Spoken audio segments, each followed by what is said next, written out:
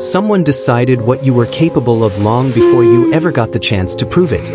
A teacher, a parent, a boss on your first day. And without a single word of instruction, that belief changed how you performed. Not because you got smarter, not because you worked harder, but because someone expected you to. This is the quiet force behind why some people rise and others stall out, even with the same talent and the same starting line. It has a name, and once you see it, you'll notice it running your whole life. Think about the last time someone believed in you, really believed before you'd earned it. Maybe it was a coach who put you in the game before you felt ready. Maybe it was a manager who handed you the big project and said, "I know you can do this," when you weren't so sure yourself. Notice what happened next. You didn't just try harder. You became someone slightly different, more careful, more confident, more willing to stretch. Now flip it. Think about a time someone quietly wrote you off. A teacher who stopped calling on you. A parent who sighed when you brought home a low grade, like they expected it. You felt that too, didn't you? Something in you shrank to match what they thought you were. That's the strange part. Other people's expectations don't just predict how we'll do, they actually shape it. Not through magic. Through 100 small signals you never consciously notice. A tone of voice, a little more patience, an extra few seconds of eye contact. So here's the real question. If the people around you are quietly setting the ceiling on who you become, what happens when you learn to set your own? Here's how it actually works. Psychologists call it the Pygmalion Effect. The idea that when someone expects more from you, they treat you differently, and that different treatment pulls better performance out of you. It's a loop, not a one-time event. Say a manager believes a new hire is talented. She doesn't announce it, but she gives that hire harder tasks, more feedback, more time to explain their thinking when they stumble. The hire feels trusted. They take more risks. They ask more questions instead of hiding confusion. And because they're taking more risks and asking more questions, they actually improve faster. The manager's belief becomes true, not because she was right from the start, but because she made it true through how she acted. Think of it like a garden. Two identical seeds, same soil, same species. But one gets a little more sunlight, a little more water, a little more attention to what it needs. That one grows taller. Not because it was a better seed, because it was treated like one. And here's the part that should stop you cold. This doesn't just happen to you. You're doing it to other people right now. Your kids, your team, your partner, even strangers you size up in the first 10 seconds of meeting them. Every low expectation you silently hold is a ceiling you're installing over someone else's head. Researchers keep finding the same 4 channels this runs on. Warmth, you're friendlier to people you believe in. Input, you teach them more. Output, you give them more chances to respond and perform. Feedback, you correct them more, because you think it's worth the effort.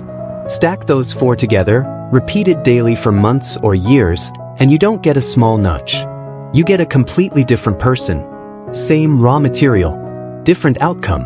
All because someone, somewhere, decided what they expected to see. This isn't just a nice theory. It comes from a real experiment, and it happened in an ordinary elementary school. In 1968, psychologist Robert Rosenthal ran a study, together with a school principal, that's since become famous in psychology classrooms everywhere. Students took a standard IQ test at the start of the school year. Then teachers were told that a handful of students, chosen completely at random, were about to bloom, primed for a big leap in intellectual growth.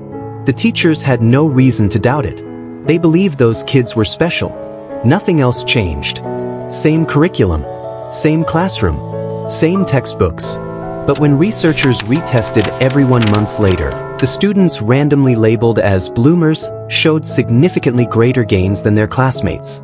The only difference was what the teachers believed about them. The effect now carries the name of an old Greek myth, Pygmalion, the sculptor who carved a statue so beautiful he fell in love with it, and it came to life. Same message. What we expect to see, we often help create. Since then, the effect has shown up far beyond schools. In workplaces, in sports teams, in therapy rooms, in military training. Different setting, same quiet mechanism. Belief moves first. Behavior follows. So what do you actually do with this? 3 moves. First, audit your inner voice about the people closest to you. Pick one person you interact with daily, a coworker, a kid, a partner, and ask yourself honestly, what do I expect from them?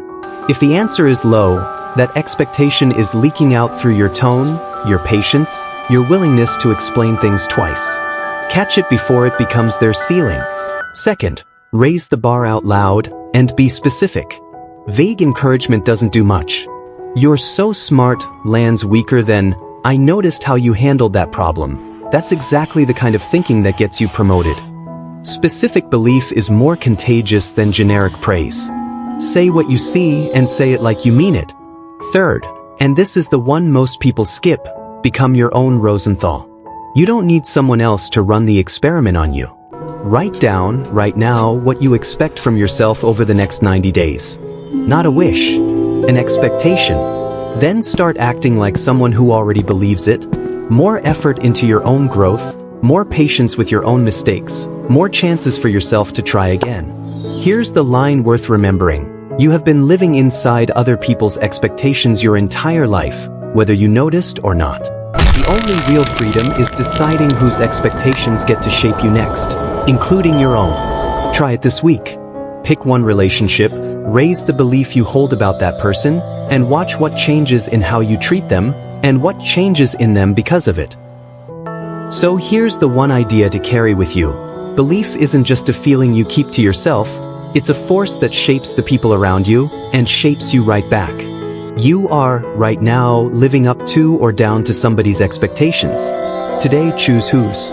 If this helped you see something differently, stick around, hit subscribe, and let's keep sketching out the hidden rules that run your mind. This has been Mind Sketchbook, simplifying psychology, one sketch at a time.